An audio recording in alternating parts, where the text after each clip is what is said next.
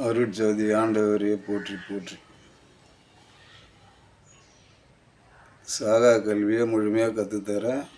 எல்லாம் முழுமையாக தெரிஞ்சுங்க. சாகா கல்வின்னா சாகா கல்விக்கு இத்தனை கலைகள் தேவைப்படுது. சாகா கல்வின்றது ஞானக்கலை, யோகக்கலை எல்லாமே தேவைப்படுது சாகா கலைக்கு. சாகா கல்வின்னா சாவாத இருக்கிறது சாதாரண விஷயம் கிடையாது.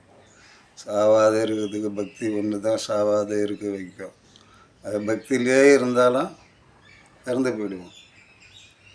இன்னொரு பிறப்பு மனுஷ பிறப்பாக தான் பிறப்போம். அந்த பக்தி மட்டும் வச்சுன்னு இதை தான் பண்ண முடியும். ஏன்னா பக்தி இன்னொரு வாட்டி பிறக்க வச்சிடும். ஆனால் சாகா கலைன்றது இன்னொரு வாட்டி பிறக்க வைக்காது. இன்னொரு பிறப்பே கிடையாது. அது பேர் தான் சாகா கலை, சாகா கல்வின்னுவாங்க. இது ரெண்டு தான். அதுக்கு முக்கிய பயிற்சியை வாசி யோகம். அந்த வாசி யோகம் எப்படி பண்ணணும்?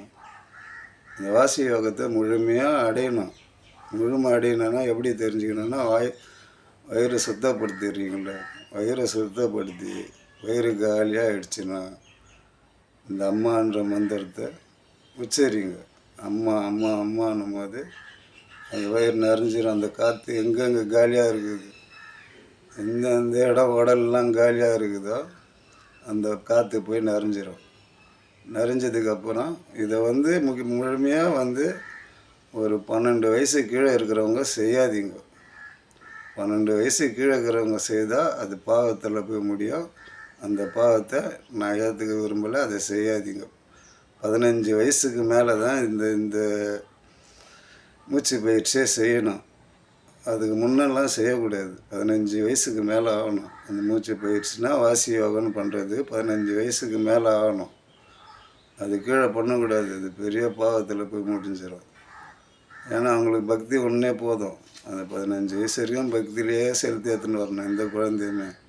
ஆனால் சாகா கல்வின்றது எல்லா உலகத்தில் இருக்கிறவங்க எல்லாமே கற்றுக்க வேண்டிய ஒரு கல்வி.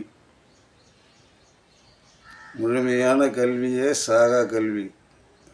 எல்லா ஸ்கூல்லையும் சொல்லி கொடுக்கலாம். ஆனால் 12 வயசுக்கு மேலே இருக்கிற குழந்தைங்களுக்கு மட்டும்தான் இந்த வாசி யோகத்தை பற்றி சொல்லி கொடுக்கணும். அதுக்கு முன்ன சொல்லி கொடுத்தா அவங்க கெட்ட நிலையை அடைஞ்சிடுவாங்க. பாவத்தில் போய் சேர்ந்துடும். அந்த பாவத்தை நம்ம ஒரு நாளும் ஏற்றுக்கூடாது. 15 வயசுக்கு மேலே இருக்கிறவங்க மட்டும்தான் இந்த வாசி யோகம் பண்ணணும். வாசி யோகம் வயிறை சுத்தப்படுத்தி வயிறு நிறைய காற்றை நிரப்பணும். அதுதான் வாசி யோகம். வயிறு நிறைய காற்றை நிரப்ப எல்லாம் உச்சம் வரைக்கும் அந்த தொண்டையை தாண்டி அப்படி போய் நின்றுடும். அந்த காற்று அடி வயிற்றுலேருந்து இந்த தொண்டை வரைக்கும் டைட்டாக நிற்கும். அது லாக் ஆகிடும். அப்போ ஆம் அம்மான்னு சொல்கிறல்ல, ஆம் இம்மா அப்படியே லாக் பண்ணிக்கும். மாவை கொஞ்சம் தூரம் தள்ளி வச்சிரு. இம்மை லாக் பண்ணி அப்படியே வச்சு அந்த மூச்சு காற்று எங்கே போகுது. நம்ம மனசை ஃபுல்லாக அந்த கண் மேலேயே தான் இருக்கணும். முழுமையாக வாசி யோகத்தை பற்றி முழுமையாக தெரிஞ்சுங்க. கண் மூடியே இருக்கணும். பார்வை எல்லாம் மேலே தான் இருக்கணும். நம்ம மனசை மட்டும் எடுத்துன்னு போயிட்டு இந்த மூச்சு காற்றுக்கு கூட சேர்க்கணும். என்ன பண்ணால் இந்த மனசை மட்டும் எடுத்துன்னு போய் இந்த மூச்சு காற்று கூட போய் இந்த மூச்சு எங்கே போகுது அதை கண்டுபிடிக்கணும். அதை கண்டுபிடிக்கணும்னா எப்படியே முழு மனமாக எடுத்துன்னு போயிட்டு அந்த மனசு கூட சேர்க்கணும். அந்த காற்று எங்கே போகுது. ஏன்னா அதுதான் வாசி யோகம். அது தேவையில்லாத வாசி யோகன்றது ஒன்று கிடையாது. வாசி யோகமே இதுக்கு தான். முழுமையாக அந்த காற்று ஆம் அப்படின்ற காற்று முழுமையாக ஆயிடுச்சுன்னா தான் வயிறு ஃபுல்லாக டைட்டாக இருக்கும். அந்த காற்று எங்கே ஓடுது அந்த மனசில் எடுத்துன்னு வைக்கும்போது அந்த லாக்லேயே இருக்கும். அந்த காற்று மூச்சு காற்று லாக்லேயே இருக்கும். இம்முன்ற வார்த்தையில் லாக்கில் இருக்கும். அது ஒரு பூட்டு மாரி இம்முன்றது. அது அப்படியே லாக்லேயே இருக்கும். அது கரெக்டாக எடுத்துன்னு போய்ட்டு எங்கே ஓடுது. நம்ம மூச்சு காற்று 2 காற்றாக ஓடும். 2 காற்றாக ஓடி ஒரு காற்றாக சேரும். வாசி யோகம் முழுமையாக கற்றுக்கணுன்னா இதுதான். முழுமையாக கவனித்தல் வேணும். வேக கால் சாகா தலைன்னு சொல்லுவாங்க பேர். அதுவும் கவனித்தல் தான் கற்றுக்க முடியும். கவனிக்கலனா எதுவுமே கற்றுக்க முடியாது. வேகா கால் சாகா தலைன்னுவாங்க. அதுக்கு நடுவில் நிறைய உணர்தல் இருக்குது. அதெல்லாம் நம்ம உணர்ந்தால் தான் வேகா கால் சாகா தலைக்கிட்ட போக முடியும். வேகா கால் சாகா தலை தெரிஞ்சிக்கினாலே உனக்கு அழிவு கிடையாது, உன் உயிருக்கு சாவு கிடையாது, உன் பக்கத்தில் ஏமா வரமாட்டார். இதுதான் உண்மையான. ஆனால் பக்தி முக்கியம். எந்த கடவுள் மேலே பக்தி வச்சாலும் முழுமையான பக்தி வைக்கணும். எந்த கடவுளும் கிடையாது, ஆனால் ஜோதி தான் கடவுள். நீ எந்த கடவுளை கும்பிட்டாலும் அந்த ஜோதியாக தான் வந்து உன் கண்ணுக்கு தெரியும். இது முழுமையான உண்மை. ஏன்னா நான் காளி அம்மனை கும்பிட்டு தான் நான் இந்த பக்தி நிலையை அடைஞ்சிக்கிறேன். ஏன்னா எனக்கு எல்லாமே காளி அம்மா தான். அதனால தான் அம்மான்ற மந்திரத்தையும் உங்களுக்கு சொல்லித்தரேன். அம்மானா எவ்வளோ மந்திரம் அதில் அடங்கி இருக்குது. அம்மாவை நம்ம எப்படி கூப்பிடணும்? ஜோதியானவர் ஆண்டவரே அம்மா தான். ஒரு சிலர் அப்பான்னுவாங்க, எனக்கு அம்மா. அம்மான்ற மந்திரமே அதுக்கு தான். அம்மானா என்னென்ன இருக்குது அந்த அம்மான்ற வார்த்தையில். வாசி யோகம் கடவுள்கிட்டே போய் சேர்க்குற மந்திரம் அது. அந்த அம்மாவை நம்ம கும்பிட்டா, அந்த அம்மான்றவங்கள நம்ம கோயிலாக கும்பிட வேணும். வீட்லேயே உட்காந்து கும்பிடுங்க, வீட்லேயே விளக்கு ஏற்றி வச்சு கும்பிடுங்க. எந்த கோயிலில் போய் தேடினாலும் கடவுளை நம்ம பார்க்க முடியாது. சும்மா சுற்றிட்டு இந்த டூருக்கு போகிறாங்கன்னு சொல்கிறாங்க பார், அது ஜாலிக்கு போய் சுற்றுறது. அதுக்கு வேணால் போகலாம், தப்பு கிடையாது. ஆனால் முழுமையாக கடவுளை பார்க்கணுன்னா நீங்கள் இப்படி தான் அடைய முடியும். முழுமையாக பக்தியோடு இருந்தால் இறந்து போய் இன்னொரு வாட்டி மனுஷ ஜென்மம் எடுப்பாங்க, வேறு எதுவும் கிடையாது. இந்த பக்தின்றது திருப்பி மனச உருவத்தை கொடுத்துக்கினே இருக்கிற பொருள் தான் பக்தி. ஆனால் அறிதல்ன்றது வேறு. நம்ம எல்லாத்தையும் அறிஞ்சால் தான் நம்ம கடவுளையே அடைய முடியும். அந்த கடவுளை அடையிறதுக்கு தான் இந்த சாகா கல்வி. சாகா கல்வின்ற ஏதோ சாகாதே இருப்போம். நம்மளுக்கு அழிவே கிடையாது. நம்ம உடலே அழிஞ்சால் கூட நம்ம உயிருக்கு அழிவு இல்லாத இறைவன்கிட்ட போய் சேரும். அது பேர் தான் சாகா கல்வி. நம்ம உடலையே நம்ம தானாக அழிச்சுக்கிட்டாங்களோ அந்த உடல் உயிர் இறைவனை போய் சேர்கிறது பேர் தான் சாகா கல்வி. சாவாது இருப்போம், அது பேர் தான். உங்கள்கிட்ட ஏமா வரமாட்டார், உன்னை பார்த்தா தூரமாக நிற்பார். ஆஹா, இங்கே இவங்கிட்ட போனால் நம்மளை கடவுளை அடிப்பார். ஏன்னா அவர் ஒரு ஜோதியானவர், இவர் ஒரு ஜோதியானவர். இவர் 2 பேரும் வரும்போது நடுவில் கிராசிங்கில் கோவத்தில் அம்மா அடிப்பா. ஏன்னா அம்மா தான் நம்மளை லாஸ்ட் வரைக்கும் அம்மா இருப்பாள். அந்த ஜோதியை பார்க்குற வரைக்கும் உன்னை அம்மா விட மாட்டான். அதுக்கு தான் அம்மான்ற மந்திரம். வேறு எந்த மந்திரமும் கிடையாது. அம்மாவுக்கு உன்னே போதும். அம்மான்ற வார்த்தையே பெரிய மந்திரம். அது இறைவனுக்குன்னு ஒரு அந்த நம்ம நரம்புக்குன்னு ஒரு மந்திரம் இருக்குது. அதையும் சொல்லிடுறேன் கேட்டுங்க. நம்ம ரெண்டு உடலில் இருக்கிற 2 நரம்பும் ஓடணும். அந்த 2 நரம்பு நல்லா ஓடுறதுக்கு ஒரு மந்திரம். அது மட்டும்தான் ஓம். ஓம்ன்ற மந்திரம் எதுக்கு? ஓம்னா பிரணவ மந்திரம்னுவாங்க. பிரணவனா என்ன? அதை முதல்ல யாருன்னா தெரிஞ்சுக்கினாங்களா? பிரணவனா என்னன்னு முதல்ல தெரிஞ்சுக்கணும். பிரணவனா என்ன?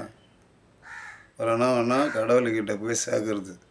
இந்த நரம்பு எலும்பு எல்லாமே எல்லா நரம்பும் வேலை செய்து இந்த மூச்சு காற்று எடுத்துன்னு போய் ஒரு நிலையாக அடைய வைக்கும். அதுக்கு தான் ஓம்ன்ற மந்திரமே. அடியிலையும் சொல்லணும் ஓம்ன்ற வார்த்தையை, மேலேயும் சொல்லணும். மூச்சு பயிற்சி மட்டும் அம்மா, எல்லாம் அம்மா. லாஸ்ட் வரைக்கும் இந்த அம்மா ஓணும். உனக்கு கடவுளை அடையிற வரைக்கும் ஓணும் இந்த அம்மா. அம்மான்ற மந்திரம் முழுமையான மந்திரம். ஏன்னா கடவுளை அடையிறதுக்கும் ஒரு சொல்லித்தரேன் உங்களுக்கு. ஒரு சில வார்த்தையை சொல்லித்தரேன். முதல்ல வாசி யோகம் எப்படி பழகணும். வாசி யோகம் இப்படி தான் பழகணும். வாசி யோகம் டக்குன்னு மூச்சை நிறுத்தக்கூடாது. மூச்சை பொறுமையாக அடக்கி ஆம் அப்படின்ல உள்ள வயிறு நிறைஞ்சிடும், தொண்டை வரைக்கும் அந்த மூச்சு காற்று நின்றுடும். அந்த மூச்சு காற்று நின்ன உடனே பொறுமையாக நம்ம மனசு எடுத்துன்னு போயிட்டு இந்த மூச்சு எங்கே ஓடுது, இதுக்கே ஒரு 4 நாள் 5 நாள்னா நீங்கள் கடைப்பிடிக்கணும். உடனே நம்ம செய்ய முடியாது, பார்க்க முடியாது. மனசு கண்ட மாரியாக ஓடும். ஆனால் நம்ம மனசு முழுமையாக அடங்கும் போது வாசி யோகத்தில் முழுமையாக அடங்கிடும். அப்போ வந்து அந்த மனசை வந்து ஸ்ட்ரைட்டாக எங்கே போய் சேர்க்கணும், இந்த காற்று எங்கே போகுது, நம்ம மூளை வேலை செய்யணும், நம்ம மனசு சொல்லும். ஒரு மனுஷன் உள்ள எவ்வளோ தெய்வங்கள் இருக்குது, இதுதான் உண்மை. நம்ம மூளை தானாகவே சொல்லும் நம்ம மனசுக்கிட்ட. நம்ம மனசு போய்ட்டு அந்த மூச்சு காற்று எங்கே இருக்குது பார்க்கணும். அந்த மூச்சு காற்று இருக்கிற இடத்துல தான் நம்ம உயிர் இருக்குது. அந்த உயிருக்கு மேலே தான் நம்ம 3வது கண்ணு திறந்துருக்கு. நம்ம உயிரை இந்த 2 கண்ணில் பார்க்க போது இந்த 2 கண்ணில் நம்ம உயிரை அதுக்கு தான் மேலே நோக்கி பாருன்னு சொல்கிறது. இந்த கண்ணை வந்து நம்ம எப்பவுமே மேலேயே தான் யோசனை இருக்கணும். கண்டதையும் யோசனை பண்ணி கீழே யோசனை பண்ணி கீழே உலகத்தை பார்வையே இருக்கக்கூடாது. அந்த வாசி யோகத்தில் உலகத்து பார்வையே இருக்கக்கூடாது. நான் தனிமையானவன், எனக்கு கடவுள் தேவை, கடவுளை நான் அடையணும். இவன் மட்டும்தான் இந்த வாசி யோகத்தை முழுமையாக அடைய முடியும். முழுமையாக அடைஞ்சால் பல சித்துக்கள் செய்யலாம். பல சித்துக்கள் செய்தால் அது பாவத்திலே முடியும். முழுமையாக கடவுளை அடையணும்.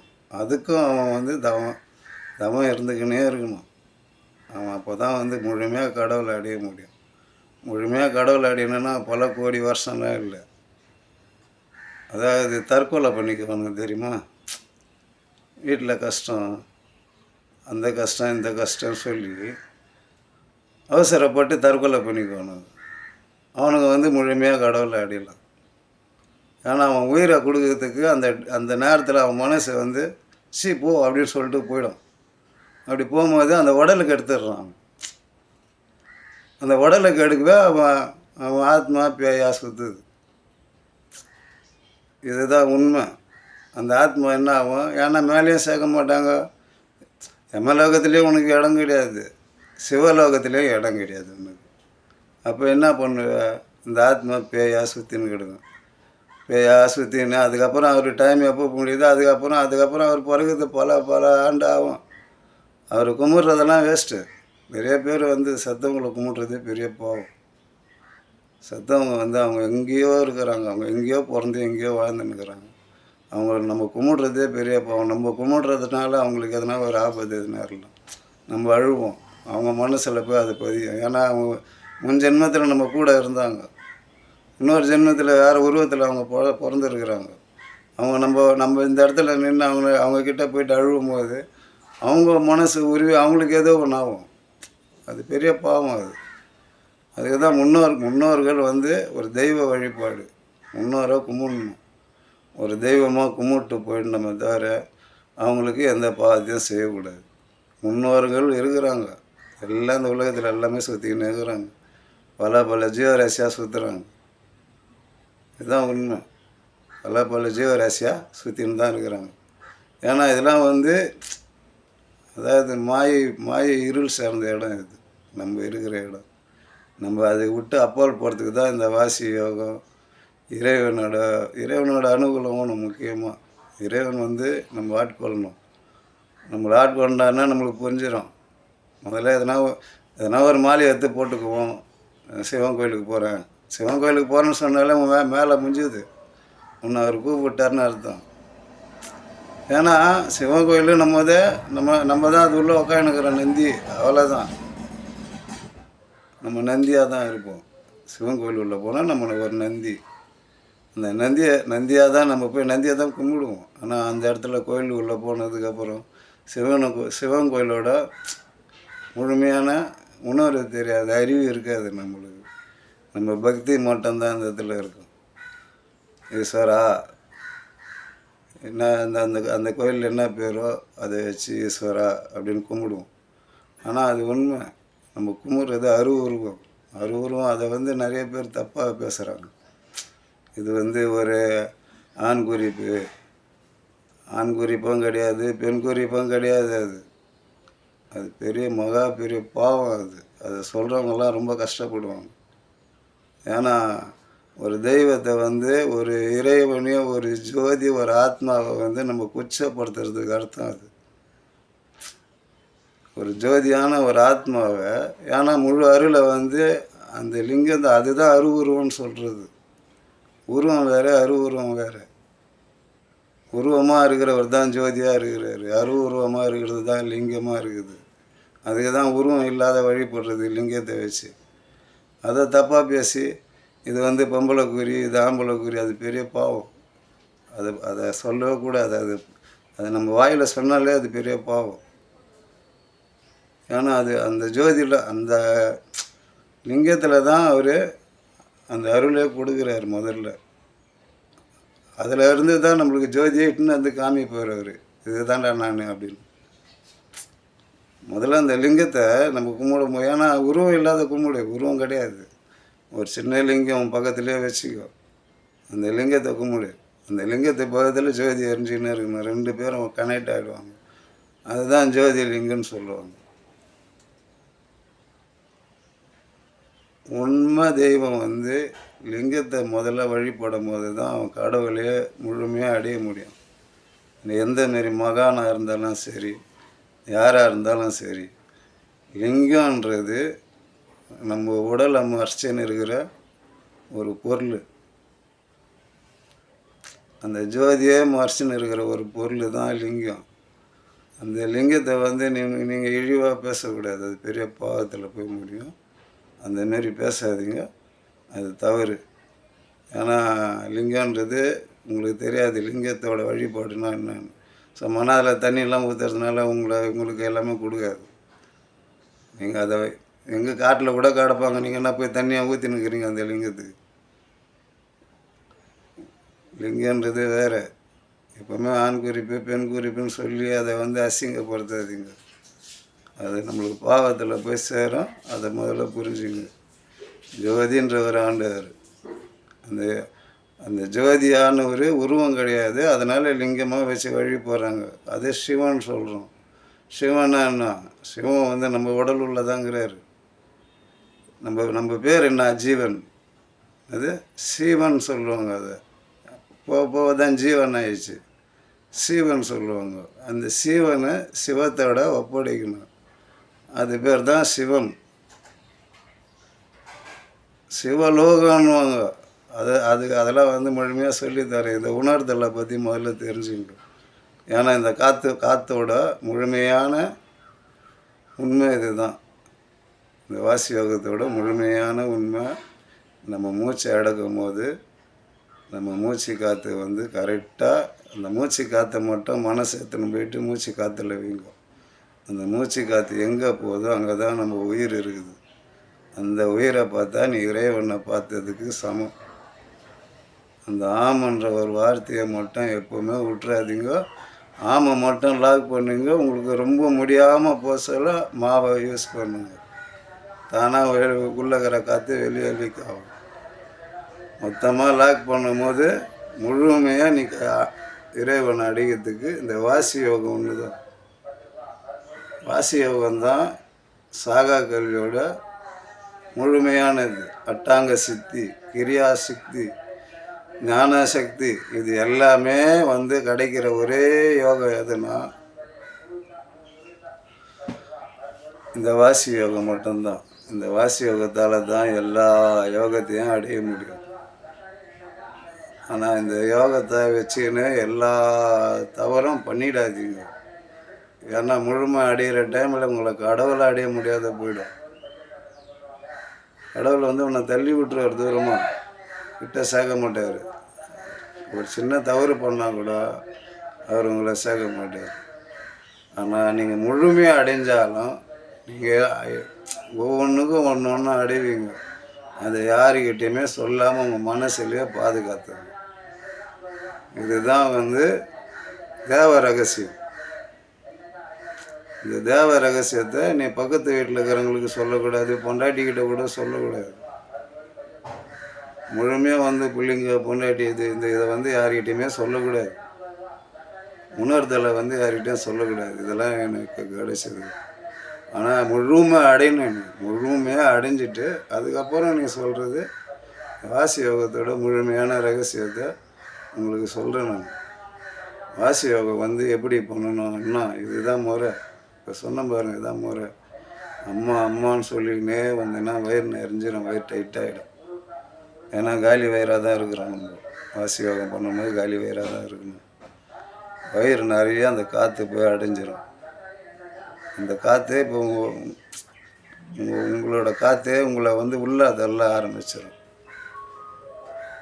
அது பேர் தான் மூச்சு பயிற்சி, மூச்சு அடக்குதல். சும்மானா மூச்சை அடக்கினே இருக்கக்கூடாது. மூச்சை அடக்கினாலே பெரிய பாவம் அது. மொத்தமாக உடச்சிக்கின்னு எல்லாத்தையும் உடச்சின்னு போய் இறந்துடும். அதனால் மூச்சு பயிற்சி அதுக்கு தான் சொன்னேன். இது யாருக்கு கிடைக்கும்னா டக்குன்னு இந்த தற்கொலை பண்ணுறதுன்னு போகிறான் பாரு, அவன்லாம் உண்மையாலுமே கடவுளை கும்பிட்டான்னா உண்மையாலுமே கடவுள்கிட்ட போய் சேருவான். ஏன்னா அவன் உயிரே வானான்ட்டு அந்த தவறை பண்ணுறான். அந்த தவறை கடவுள்கிட்ட எத்தனை போய் சேர்த்தான்னு நினச்சிக்கோ. ஒன்றும் அதுதான் நான் முழுமையாக அடைஞ்சதே அதுதான். எப்படி நான் இந்த இறைவனை பற்றி முழுமையாக எனக்கு தெரியும். எல்லாருக்குமே கடவுள் கொடுக்க மாட்டார். எல்லாருக்கும் கொடுத்தா என் நிலைமையை பார்த்தீங்கன்னா நீங்களே யோசிப்பீங்க, என்னடா இந்த ஆள் வந்து சாகா கல்வியை பற்றி பேசுகிறேன்.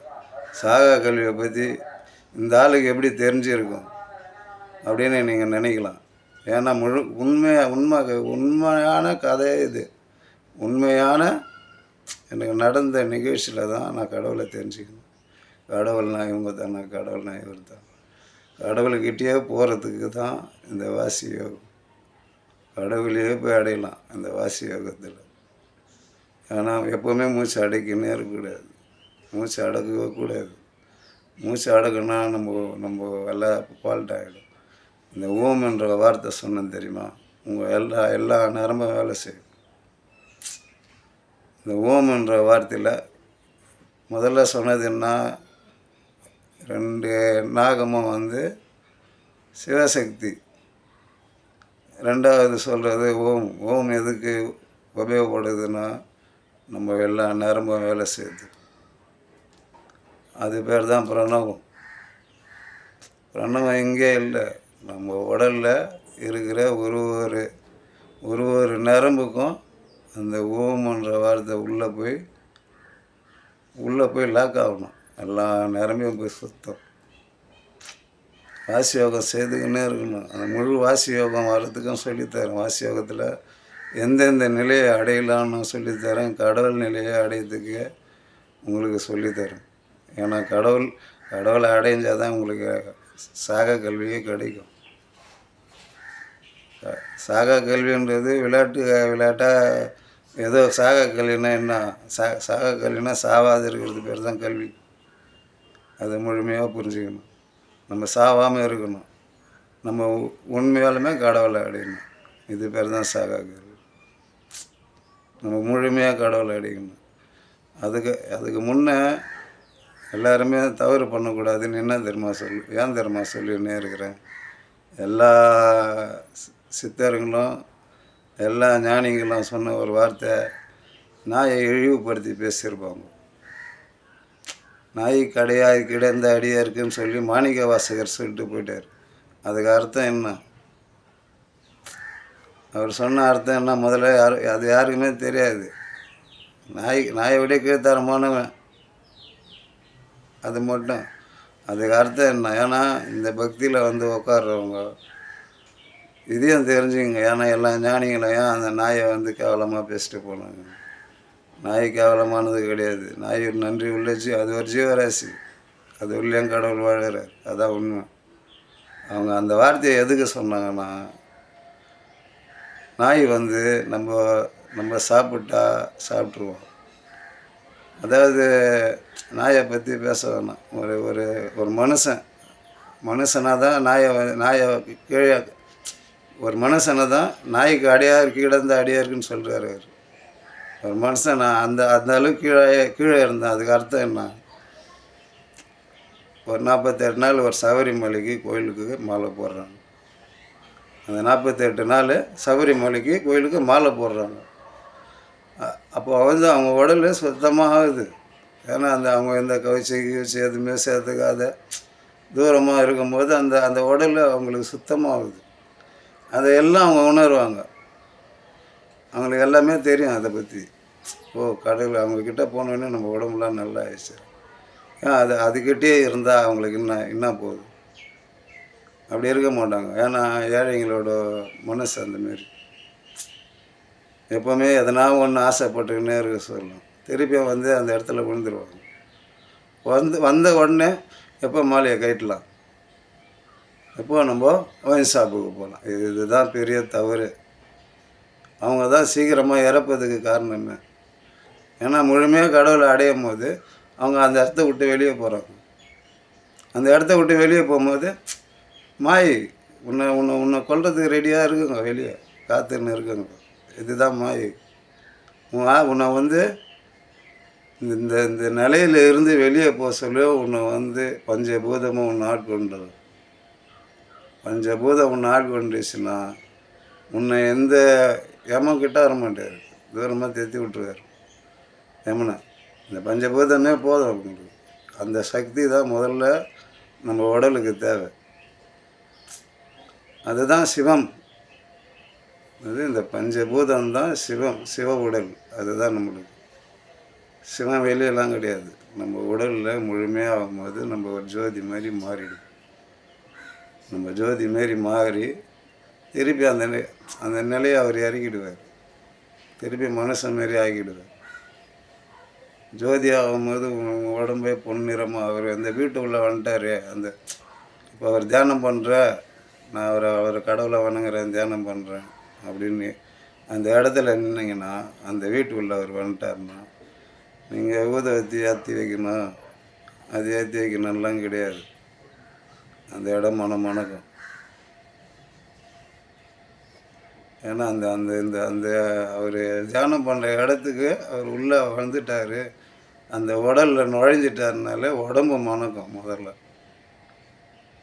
வாசி யோகத்தில் நிறைய ரகசியங்குது. ஆனால் தவறு பண்ணாதீங்க. அதுக்கு தான் பயந்து சொல்கிறேன். ஏன்னா இதில் தவறு பண்ணக்கூடாது. வாசி யோகன்றது பழைய எல்லாத்தையும் கொடுக்கும், எல்லா நன்மைகளையும் கொடுக்கும், எல்லா சித்தியும் கொடுக்கும் வாசி யோகம்.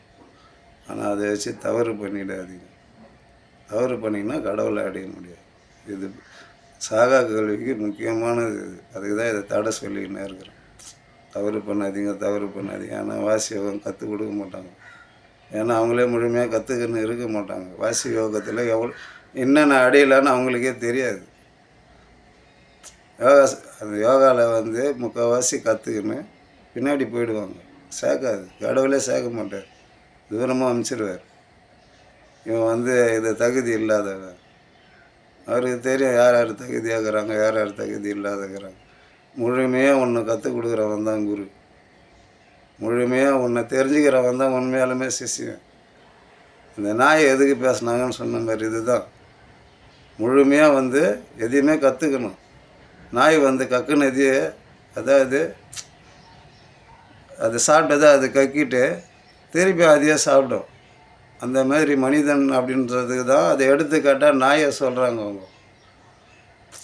ஏன்னா இவன் சத்தியம் பண்ணுவான், நான் குடிக்க மாட்டேன், நான் இந்த தப்பு பண்ண மாட்டேன், அந்த தப்பு பண்ண மாட்டேன். இந்த வீட்டை விட்டு வெளியே போகிற வரைக்கும் தான் அவன் சொல்கிற வார்த்தை.